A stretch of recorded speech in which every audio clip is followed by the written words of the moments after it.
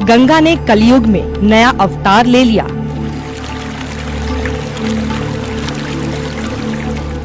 गंगा ने 50 साल बाद रूप बदल लिया। जीवन दायिनी गंगा ने 50 दिन में चमत्कार कर दिया। गोमुख से बंगाल की खाड़ी तक निर्मल हो गई गंगा। गंगा ने देश के अरबों रुपए बचा दिए।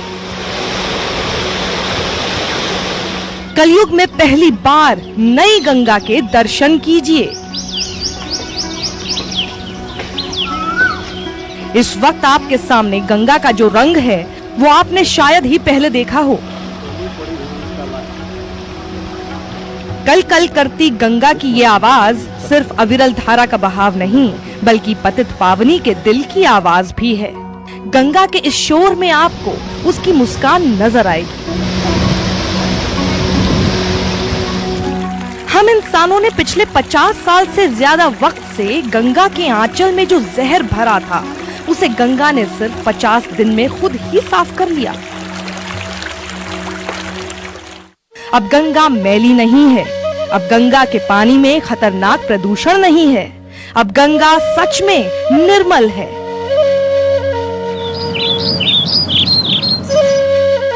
अब गंगा गंदगी से मुक्त है।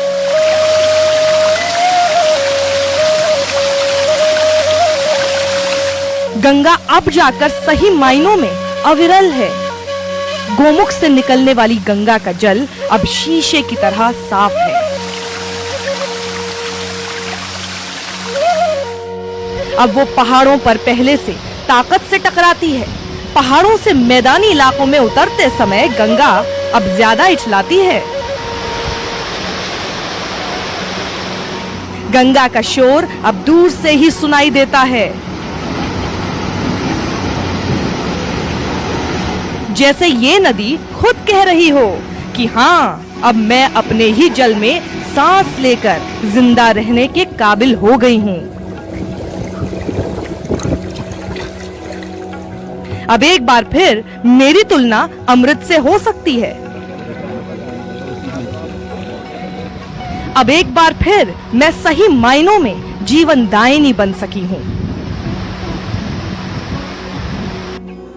कई दशकों से अरबों रुपए खर्च करके भी जो काम सरकारें, सामाजिक संस्थाएं और हजारों लाखों लोगों की कोशिशें नहीं कर सकीं, वो खुद गंगा ने अकेले ही करके दिखा दिया।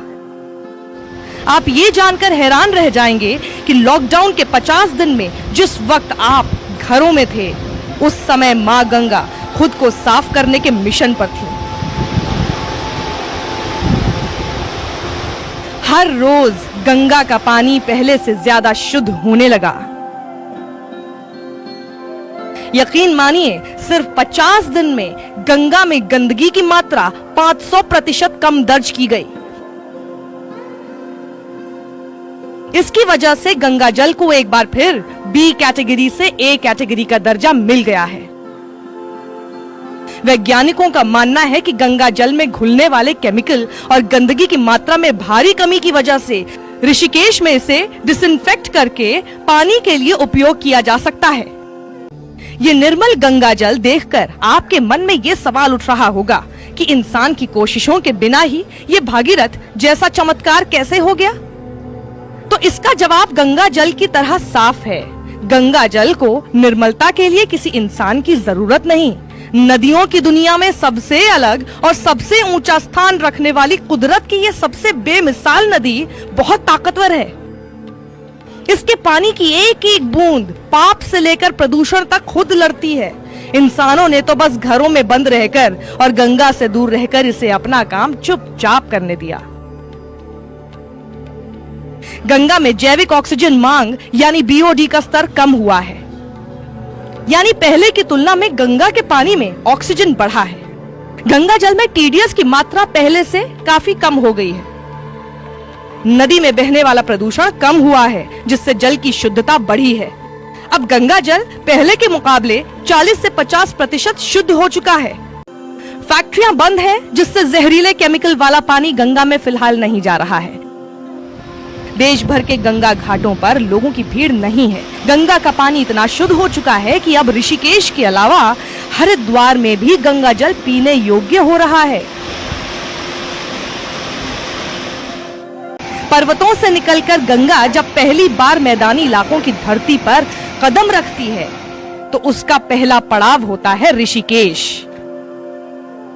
यहाँ का पानी देश के किसी भी गंगा क्षेत्र से ज्यादा साफ रहता है, लेकिन अब तो जैसे गंगा का रंग रूप यहाँ भी पूरी तरह बदल चुका है। ऋषिकेश में भी इतनी निर्मल गंगा शायद ही किसी ने देखी हो। ऋषिकेश के बाद गंगा का दूसरा और बड़ा पड़ाव धर्म नगरी हरिद्वार है। यहाँ हर की पैड़ी और तमाम घाटों पर लाखों श्रद्धालु आते हैं, लेकिन तब गंगा को मां कहने वाले उसके बच्चे ही से गंदा करते थे। लेकिन अब गंगा अपने लाखों करोड़ों बच्चों को कलयुग में सबसे निर्मल अवतार में दर्शन दे रही है। लेकिन लॉकडाउन का सन्नाटा गंगा के लिए वरदान साबित हुआ है। गंगा घाटों पर इंसान की भीड़ नहीं है, फैक्ट्रियां बंद हैं, मंदिर, आश्रम और होटलों पर ताले हैं।